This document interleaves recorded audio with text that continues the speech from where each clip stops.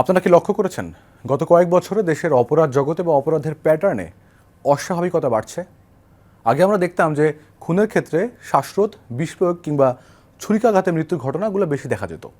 কিন্তু ইদানিং যেটা হচ্ছে, খুনের পর অপরাধীরা লাশ ছিন্ন ভিন্ন করছে, দেহ থেকে মাথা আলাদা করে ফেলছে কিংবা মাংস টুকরো করে হাড় মাংস আলাদা করে ফেলছে। কি নৃশংস বর্বরক একটা খুন! দর্শক, আজকের পর্বে আমরা চেষ্টা করব অপরাধ মনস্তত্ত্বের এই বিবর্তনের কারণ নিরূপণ করতে। কেন হঠাৎ করেই সব খুনিকেই মনে হচ্ছে মানসিক বিকারগ্রস্ত? এ ধরনের খুন কি আগেও হতো, নাকি হঠাৎ করেই বর্বরচিত খুন বা অপরাধের ঘটনা বাড়ছে? মনোবিদরা এসব নিয়ে কী বলছেন? এসব নিয়ে আমাদের আজকের সারমর্ম। সঙ্গে আছি আমি ফয়সাল আহমেদ পিয়াস।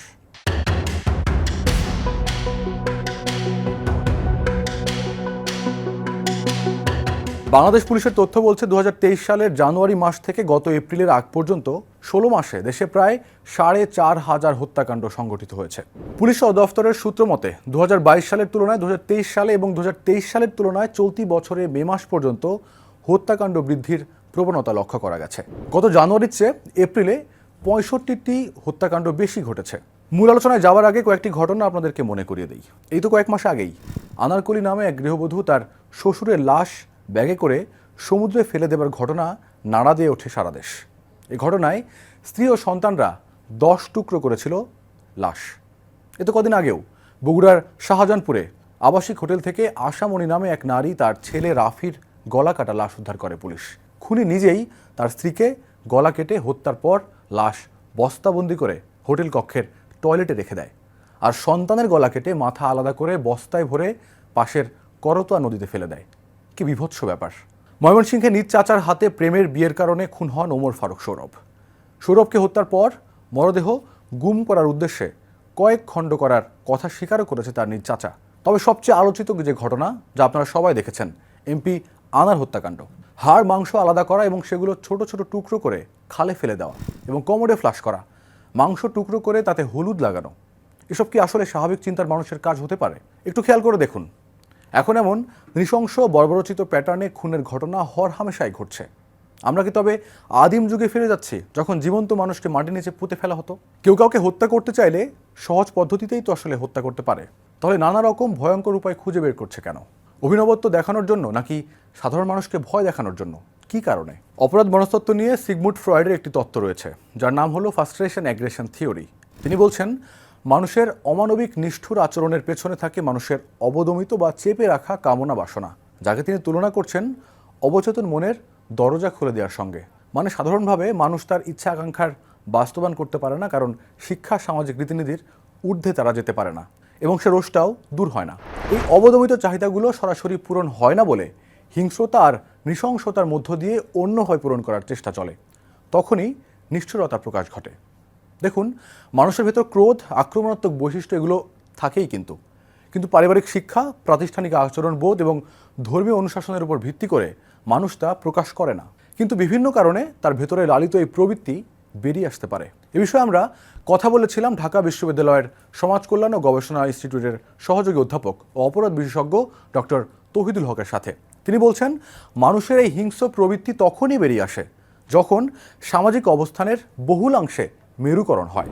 সহজ ভাষায়, ধনী গরিবের যে ব্যবধান, সেটা অনেকাংশে বেড়ে যায়। এই বৈষম্য যখন অনেক বেশি বাড়ে, তখন হতে পারে নাগরিক বিপর্যয়। তখন ব্যক্তিগত ক্রোধ, প্রতিহিংসার চূড়ান্ত পর্যায়ে চলে যায় অপরাধীরা। এবং তিনি সোশ্যাল মিডিয়ার কন্টেন্টকেও দায়ী করছেন। একটু খেয়াল করলেই দেখবেন, ইদানিং সিনেমা, নাটক কিংবা ওটিটির বেশিরভাগ কন্টেন্টই থ্রিলার, সাসপেন্স এবং হত্যা রহস্য কেন্দ্রিক। এগুলো জনপ্রিয়তা পাচ্ছে এবং চলটাও কিন্তু সেদিকে। কিন্তু এতে করে মনের অজান্তেই নৃশংসতা চর্চায় আমাদের একটা অভ্যস্ততা তৈরি হচ্ছে। তাছাড়া পৈশাচিক হত্যার দৃশ্য, ধর্ষণ, মারধরের দৃশ্য ভিডিও করে সামাজিক যোগাযোগ মাধ্যমে দেওয়া হচ্ছে, যাতে অন্য মানুষ দেখে তা বিকৃত আনন্দ পায়। এতে করে সবচেয়ে বেশি ক্ষতিগ্রস্ত হচ্ছে শিশু, কিশোর এবং তরুণরা। সমাজ এমন অস্থির পরিণতির দিকে যাচ্ছে, যেখানে সুষ্ঠু ও স্বাভাবিক চিন্তার জায়গাটা দখল করছে অস্বাভাবিকতা। মনোরোগ বিশেষজ্ঞরা বলছেন, হত্যাকারীর প্রবল প্রতিশোধ স্পৃহারই প্রতিফলন ঘটছে এই ঘটনাগুলোতে। একই সঙ্গে আততায়ীদের অ্যান্টিসোশ্যাল পার্সোনালিটি ডিসঅর্ডার থাকার সম্ভাবনাও উড়িয়ে দিচ্ছেন না তারা। এছাড়াও বিচারের দীর্ঘসূত্রিতা, রাজনৈতিক পেশিশক্তি প্রদর্শন, অপরাধের সঠিক বিচার ও আইনের প্রয়োগ না থাকায় অপরাধীদের ভেতরে এক ধরনের বেপরোয়া হয়ে ওঠার মনোভাব তৈরি হচ্ছে। অপরাধ বৃদ্ধির দুটি কারণ নির্দেশ করছেন বিশেষজ্ঞরা: ক্ষমতার দম্ভ এবং অপরাধীদের রাজনৈতিক সংশ্লিষ্টতা। এই দুইটি বিষয় নৃশংস অপরাধের অন্যতম নিয়ামক হিসেবে কাজ করে, কারণ অপরাধীরা মনে করে তাদের কিছুই হবে না, তারা পার পেয়ে যাবে। বেশ কিছু টিভি সিরিজের প্রসঙ্গ কিন্তু প্রায় আসে। ক্রাইম ওয়াচ, ক্রাইম পেট্রোলের মতো এসব অনুষ্ঠানে খুন করার নিত্য নতুন উপায় দেখতে পারে মানুষ। অপরাধ লুকাতে নানা পন্থার সহজ রিসোর্স এই ঘটনাগুলো। বিভিন্ন গবেষণায় দেখা গেছে ইন্টারনেট ভিত্তিক ভিডিও গেমগুলো আমাদের মানসিক গঠন বদলে দিচ্ছে। ভেবে দেখুন, বেশিরভাগ গেমেই কিন্তু শত্রুদের হত্যা করে আপনাকে টিকে থাকতে হচ্ছে। পাবজি বলুন আর ওই কল অফ ডিউটি বলুন, আপাত দৃষ্টিতে কোনো সমস্যা চোখে না পড়লেও অবচেতন মনে মৃত্যু এবং খুনের প্রতি একটা স্বাভাবিক দৃষ্টি তৈরি হচ্ছে। এর বাইরে এসব হত্যাকাণ্ডের পটভূমি পর্যালোচনা করলে দেখা যায় যারা এই ধরনের কাজের সঙ্গে জড়িত তাদের বেশিরভাগই মাদকসেবী। এরকম নানান কারণে হিংস্রতা, সহিংসতা চূড়ান্ত রূপ নিচ্ছে। সামাজিক, অর্থনৈতিক, রাজনৈতিক অস্থিরতাও কিন্তু এর জন্য দায়ী। অল্প সময়ে ধনী হবার প্রবণতা অপরাধীদের আরও নৃশংসতার দিকে ঠেলে দিচ্ছে।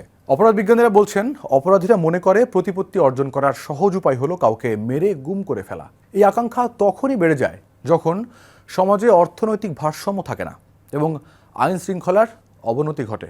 তবে সামাজিক অবক্ষয় বা মনোবৃত্তিক অধপতনের কথা আগে থেকে আন্দাজ করা অসম্ভব উল্লেখ করে পুলিশের দায়িত্বশীল কর্মকর্তারা বলছেন যে আইনের অবনতি নয়, বরং মানুষ দিনকে দিন নৃশংস হয়ে উঠছে। আর এই নৃশংসতার প্রতিফলন ঘটছে সাম্প্রতিক এই ঘটনাগুলোতে। দর্শক, আজ এ পর্যন্তই।